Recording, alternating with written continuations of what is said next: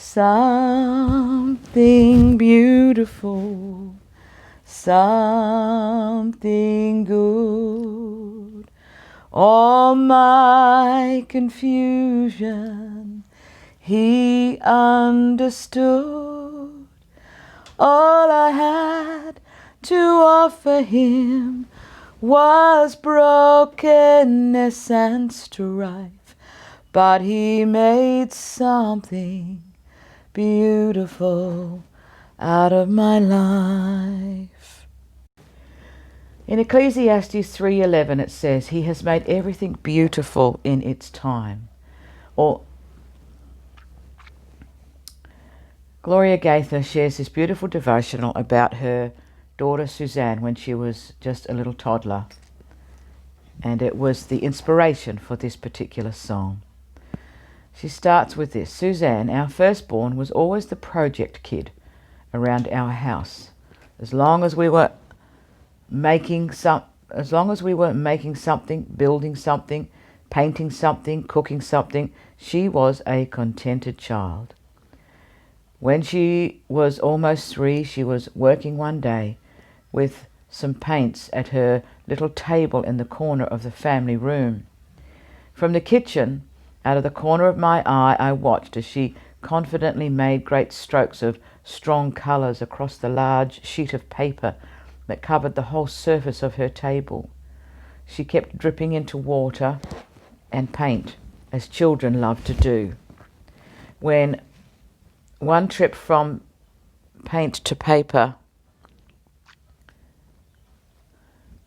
a big black blob dropped from her wet brush right into the middle of her picture. I watched her consider it and then try to make something that seemed intentional out of the blob. But because her paper was so soaked with too wet paint, the black paint just spread out in little rivulets in all directions, invading the lovely yellows, reds and greens.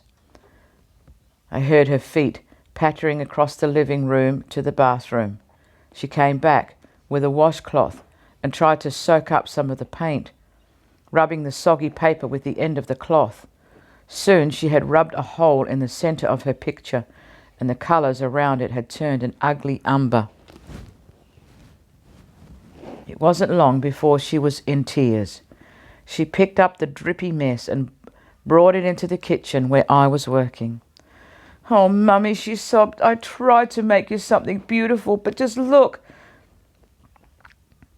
I dropped some paint." She heaved and caught her breath. "I tried to fix it, but it just got worse, and now just look." I took the soggy paint and laid it on the counter, and then knelt down beside her, took her in my arms and let her cry out her anguish and disappointment. Finally, she was spent and could hear me. And I said, "I think there is one more big piece of paper in the craft closet. Let me check." I went to where we kept supplies, and sure enough, there was a clean sheet left. You should have seen her face when she took the paper and skipped off to her table to begin again. So often we are like Suzanne and her painting. We start out with noble dreams and aspirations. We harbour high hopes and lofty ambitions. We make up our minds not to make the mistakes our parents made, and not to choose the paths our sister might have chosen, or not to mess up as our brothers did. And at first we seem to be in control of our lives.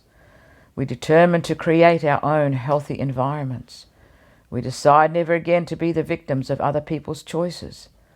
But somehow, as Robert Frost said, way leads on to way. And before we know it, we have passed our 30th birthdays and life is getting complicated. By 40, we are beginning to realize that we've made some choices that we regret, taken some turns we never thought we would take. Or we try to fix it on our own to cover what our hearts are telling us. But if the truth were known, We get up in the morning with a hole in our souls big enough to drive a Mack truck through. And in our rare, honest moments, we know we're no closer to our hopes and dreams than when we were at the start. Perhaps the best thing that can happen to us is to realize that we are not self-sufficient. Like a child, we can take the mess we've made of things to a Heavenly Father and say, "Oh Lord, I wanted so much to make something beautiful of my life, but just look." The amazing thing about Jesus is that he doesn't just patch up our lives. He doesn't just make do out of what we have left. He gives us a brand new sheet, a clean slate to start over with. This miracle called grace is this. No matter when we realize we've made shabby gods and given control and give control over to God, he makes us new creations. With God, it's never plan B or second best. It's always plan A. And if we let him, he'll make something beautiful of our lives.